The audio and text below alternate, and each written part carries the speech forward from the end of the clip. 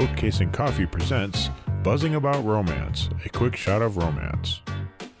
Hey everyone, welcome back to Buzzing About Romance, a quick shot of romance.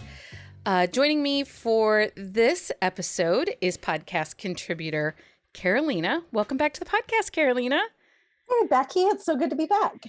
It feels like it's been forever since we chatted, but I know. I think we chatted in, I don't know. Well, it would have been October, but it was probably early October. I think it must have been. It's just a longer stretch for us. Yeah. But I'm excited to talk about this one with you.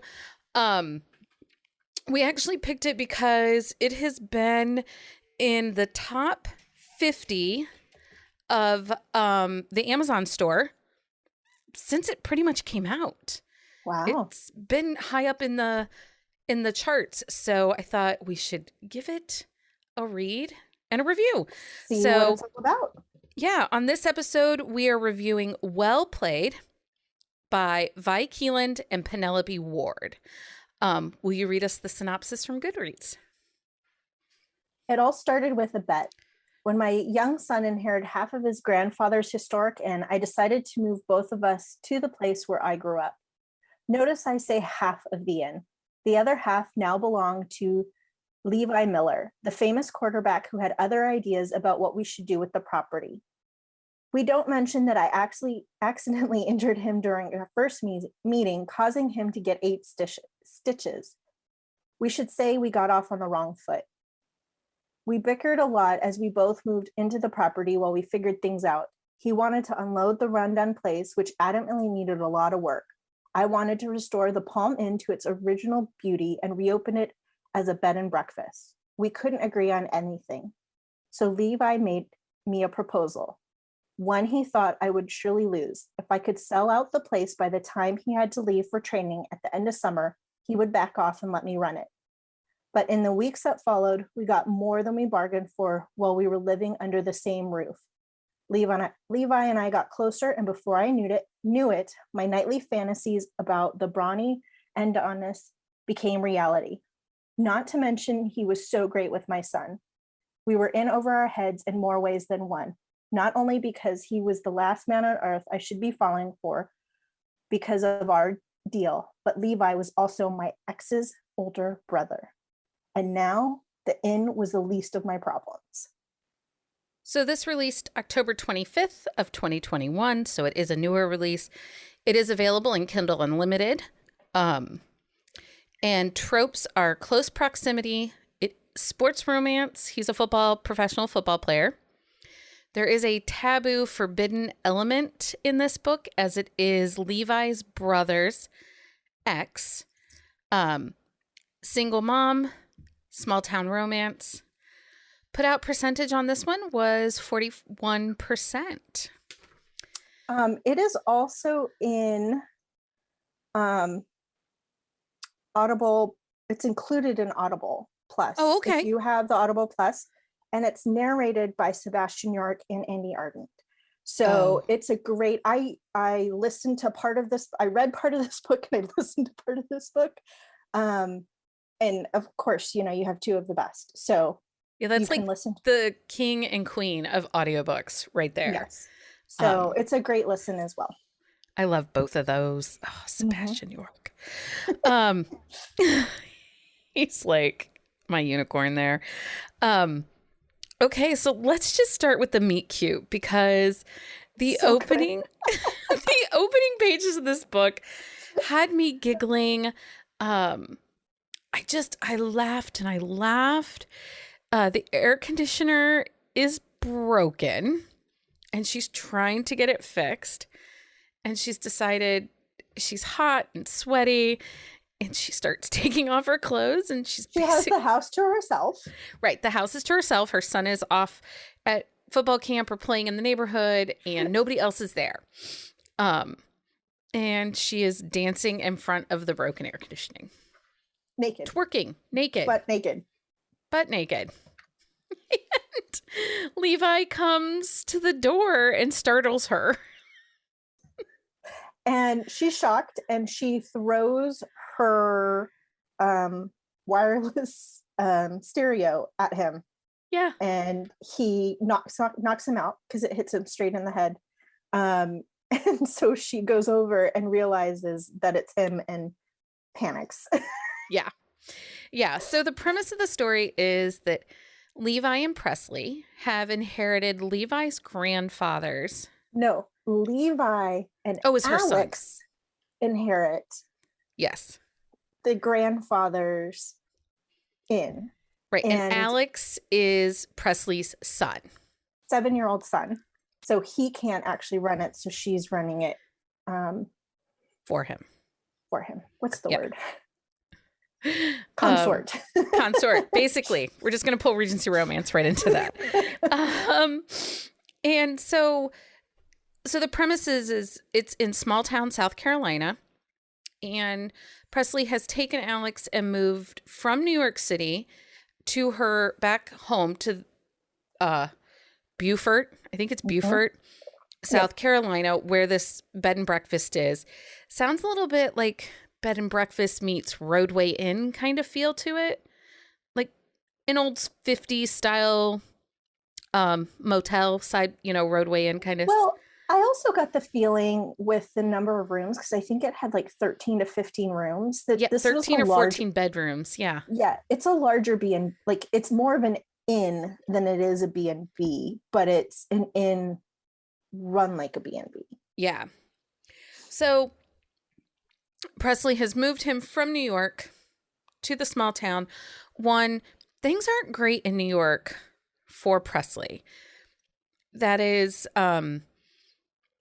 Alex's father, who happens to also be Levi's brother. Tanner, right? Tanner is the brother? Tanner. Is an absentee father. He had a professional football career and was injured. And in the midst of him losing his dream of playing pro football, he kind of went sideways a little bit and just hasn't been there supporting or being a part of Presley or Alex's life. Presley had broken up with him 2 years previous. Well, and they were never married. Right. They were, I think they were engaged. I believe they were engaged or on the verge of engagement. But after his injury, which was in the first year of his NFL career, he just spiraled. And then, the other element of seeing his brother's success, his older brother's continued success and not having to run those challenges, really, he had some emotional, like mental struggles with all of that. Yeah. So let's talk about Presley as a character. She's a single mom. She's a hard worker. Oh, yeah. I mean, she doesn't whine. She doesn't complain. She's just trying to do the best she can for herself and her son. There's not only is she coming like down for the summer to get this inn launched, but because she doesn't know how that's going to play out and what the success is going to be. She also has lined up a job teaching at a local school photography so that she has something to fall back on and make sure she provides security. But I think the biggest thing that I loved about her character was that she was really providing stability for Alex. Like, Alex was at the core of it all, even throughout the whole story. Anytime she was really struggling, it was because, is she doing the best thing for Alex? And coming back home, she really wanted to give him just that, like, all of those wonderful memories that she had and a great foundation for his life. Yeah, I really felt like I could relate to her as a mother. Like, her child was her number one priority in every decision that she made. Even the hard decisions. Like, there were plenty of opportunities. She could have totally bad-mouthed Levi. He's an uncle who's a professional football player. Her son at 7 has zero relationship with. Moving back to the small town, Alex, the son, his grandmother lives in the small town. She is nowhere to be seen. She's not providing any support, and she is the widow of a former professional football player. So Presley is really doing this on her own. Her mother does help at times, or at least she alludes to it. We don't actually see any of that in the book. She talks like if she needed a babysitter, she could call her mom. Her mom was very much a secondary character in this story. And I was kind of okay with that. Like, you got the sense that her mom helped when needed, but this whole story was about Presley and more of the Miller family than it was Presley and her family. Yeah. It was just, so I think that was important to bring up because we're going to talk about some other things. And I don't want anyone to think that we didn't like Presley as a character. I liked her as a character on whole. I felt like she was relatable. She was a good mom. She had a goal. She was moving forward. And she'd been kind of treated a little dirty by the Miller family. So, and with that, I mean, I'll jump ahead a little bit, but she took a lot of flack from the Miller family to kind of keep them protected from what really happened with her and Tanner. And for sure. And she allowed, well, we can talk about that too. She allowed Tanner in their breakup to kind of spread lies and stories about her. Mm-hmm. He tells his family to cover his own issues, that she's keeping the child from him, and that she left because he wasn't making money and wasn't a big professional football star, which actually leads into some of the complications of this relationship that she ends up having with Levi, the brother. So let's talk about Levi. Professional football quarterback. Mm-hmm. He plays for the team in Denver, but is home for the summer before training camp to figure out what he's doing with his grandfather's property that he's half inherited. He comes back to sell it with every intention of selling it. And because he only owns half of it, he has to convince Presley, which he thinks is going to be an easy sell of, we should just sell it. I have a realtor signed up to look at it. We have a great offer. He had a construction company ready to tear it down and, take the land. Yeah.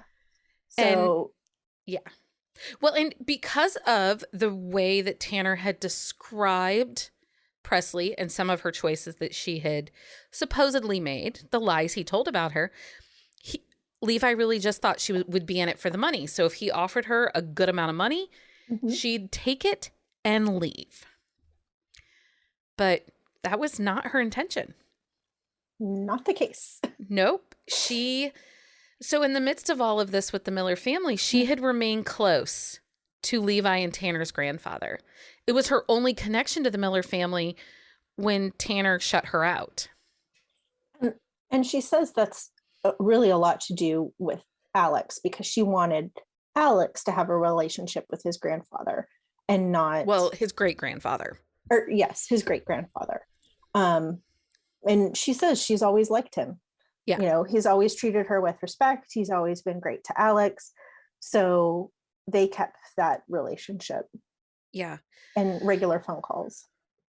So, and we're going to touch on Tanner a little bit because he doesn't really play a part until the second half of the book. Tanner is Levi's brother.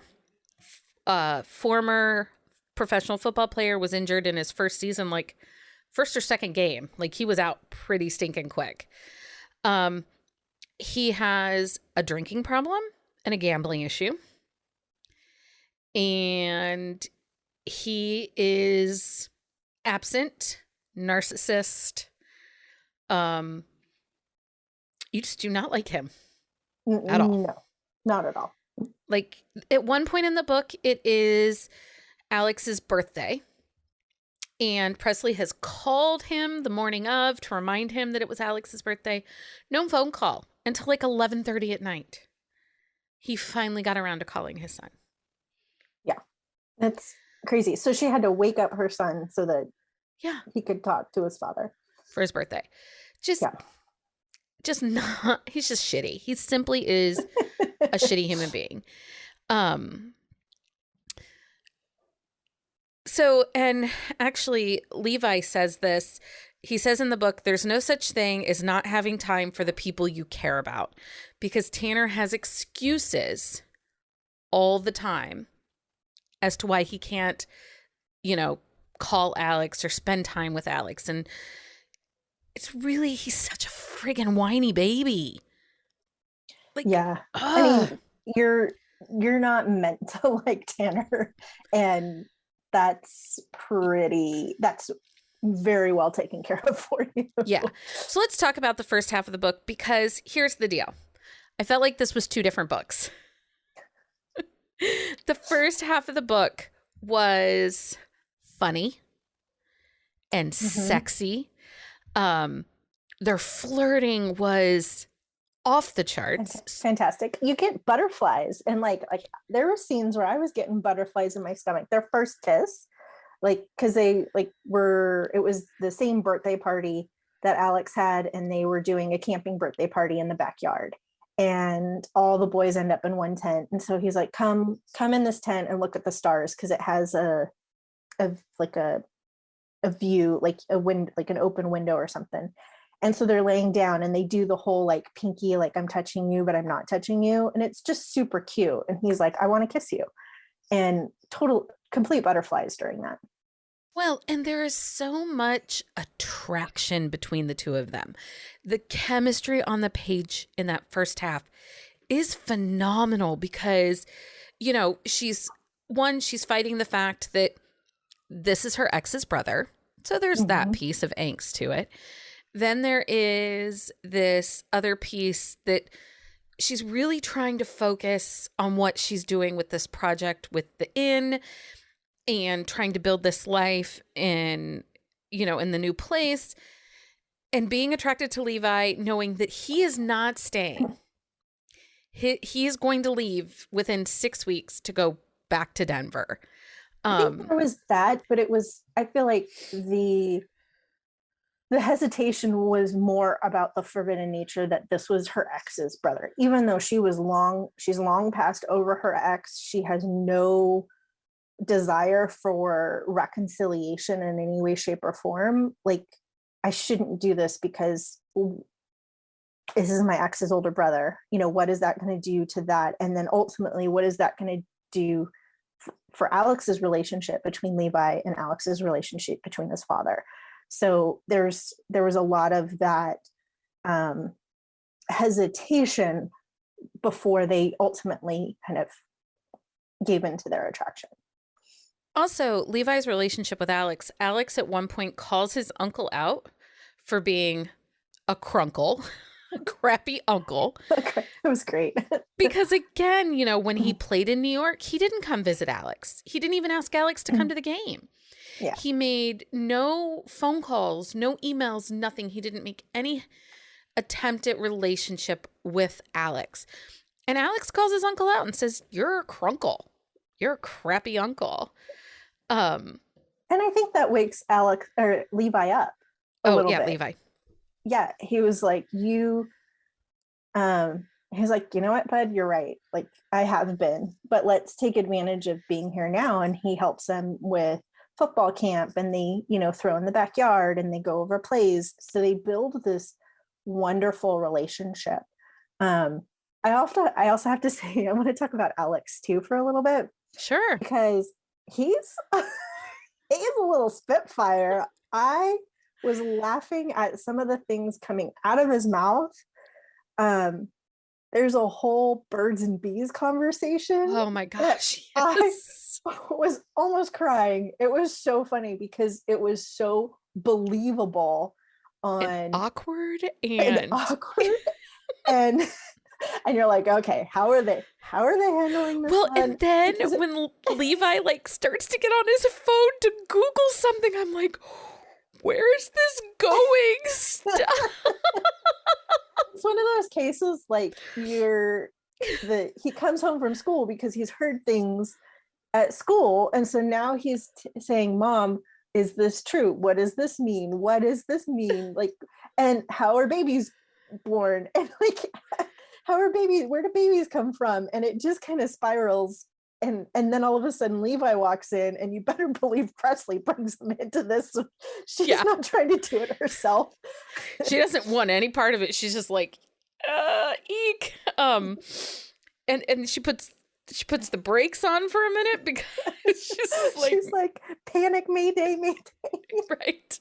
So funny. You're right. That was such a great scene in the book. And also with Alex, so sometimes when we get a single parent like romance, we get one of two things. We either get way too much kid, or like we're not even sure they have a child because we hardly ever hear them mentioned. This was really well balanced. I feel like he was brought in not just for funny moments, but there were some emotional question type situations where he's involved, and it helps us see Presley kind of like what kind of mom she is and what kind of heart she has, because she had opportunity to bash both Levi and Tanner and their friggin' mother. She had moments that she could have been like, no. Well, it also helps us see Levi's growth and Levi's relationship, because there were some really endearing moments of Levi and Alex together, and really how much he turned around that relationship. And in one scene in particular where Levi is asked to go up to the high school to give the kids some pointers and just do some autographs, and he invites Alex to go with him and takes him along as like a kind of a valuable sidekick. So like, like they play with the high schoolers, and he includes Alex in that. He's signing autographs, but he has him and doesn't like ignore him throughout it. Like there's just these great fatherly type moments that show Levi's true like developing character. And I also think it helps Presley see, the relationship that Alex has been missing. Yeah. So now we have to talk about the second half, because I feel like this first half went along. Yes, there was this kind of overarching theme, like they weren't telling anyone about their relationship because they didn't know how Tanner would respond. And so then there's kind of the second half. Well, and there's a very clear moment, I feel like, when this book takes a turn. Just the tone of the book takes a turn, and that's when Tanner comes into the picture.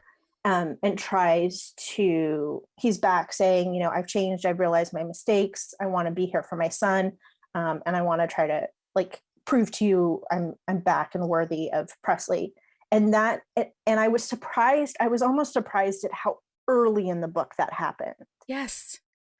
And it was like, because, and part of it is because like 3 or 4 chapters previous, he didn't call for his kid's birthday. And then we're like 4 chapters later, record scratch, because that's what it felt like I'm jamming along to the song. And Tanner's not there, showing up, acting like he's going to win Presley back, and that she has given him all these hints and clues that she is open to this, to a newfound relationship between the two of them, that they're going to be a family. And okay, honestly, at this point, I felt like it was no longer written by authors that I typically love their books. Like, it felt like this was angst and drama thrown in for no real purpose other than to create drama. I've read some of their other stories that definitely have angst into it. So it's not out of character for these authors. I was just not prepared with how fun and flirty and the kind of chemistry that we had in the first book. I was just not prepared for the level of angst that was going to come in the second half of the book. Yeah. Is the best way I can describe it, because there was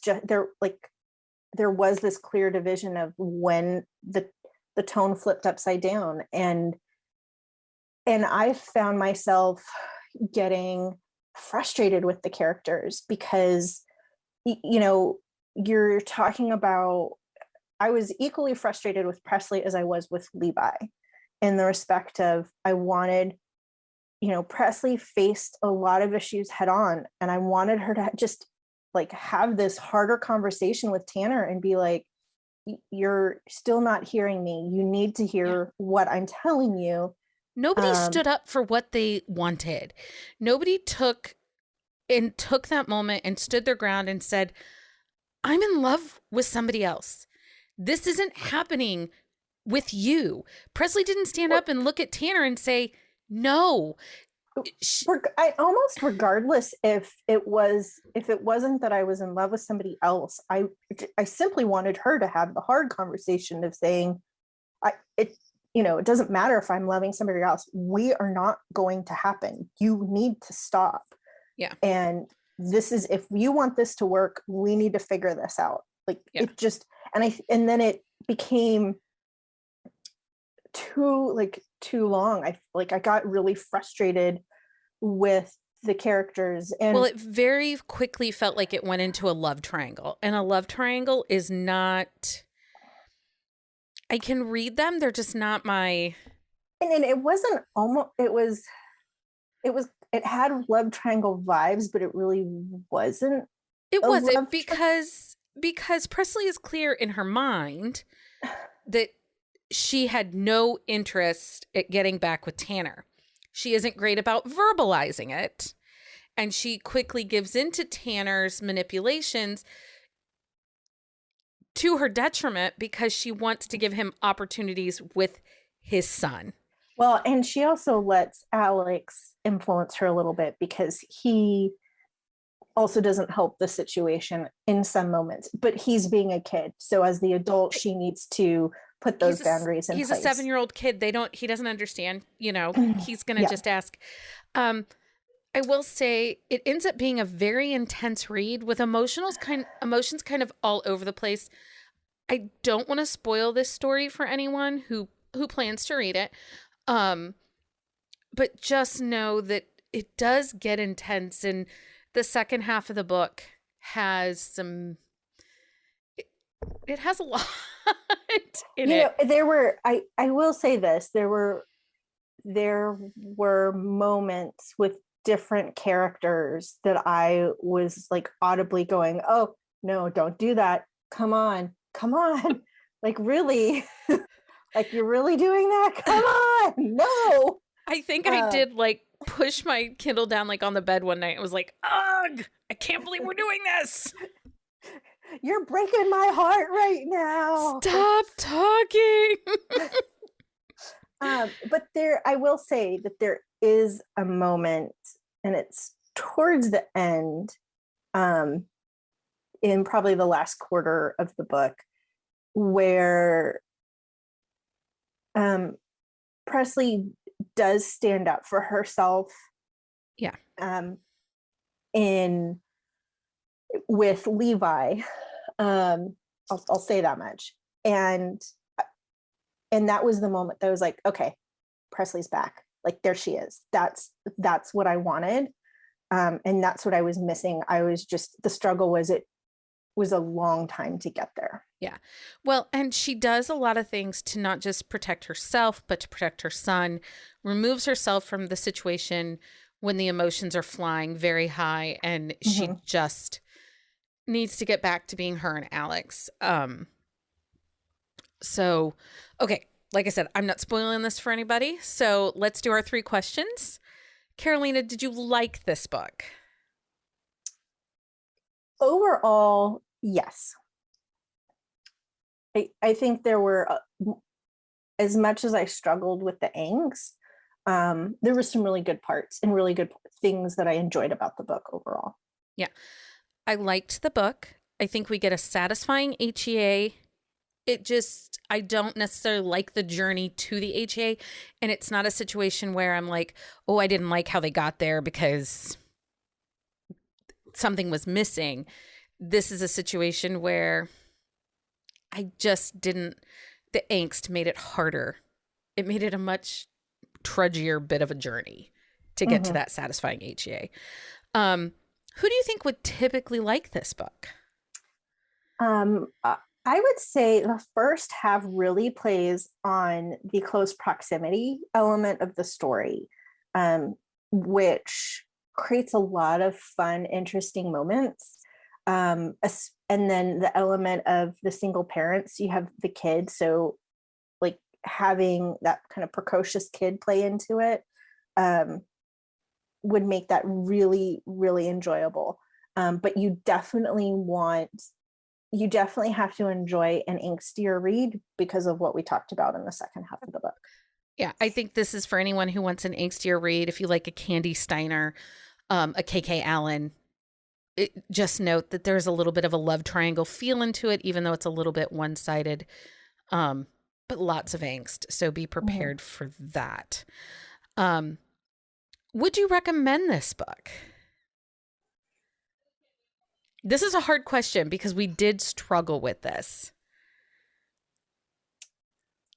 I'm going to say yes, I would recommend it, because if we're saying a yes or no, this is not one that I would say no to.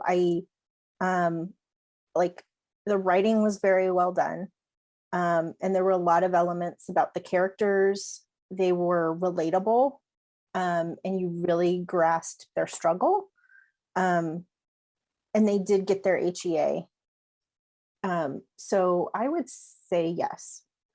And I would too, but I would make sure to add the caveat that this is going to be an angstier read, that potentially you're going to have some moments where the characters are driving you bonkers because of, You may have to just sit when you get to that point. You may just have to have time to just sit and read through it so you can, because it was like push through. If I had to sit and have breaks through that, I think I would go crazy. Yeah. Okay, so if you have a book you think we should review for a quick shot of romance, please send us an email at thebees@bookcaseandcoffee.com. We are always interested for your book recommendations, and we don't always see every book that's out there, so we're always excited for new suggestions. Carolina, thank you so much for joining me for this episode, and I believe you'll be back soon, though, next time with Leah. Yes. So it's going to be so exciting. Anyway, again, thank you for joining us. Until next time, everyone, happy reading. Find us on Instagram at Buzzing About Romance or on Twitter at Buzzing Romance. If you like the podcast, please leave a review. If you'd like to support us directly, join the Bookcase and Coffee Patreon and receive exclusive content only available to Patreon members. Check out bookcaseandcoffee.com for our on-the-shelf show notes.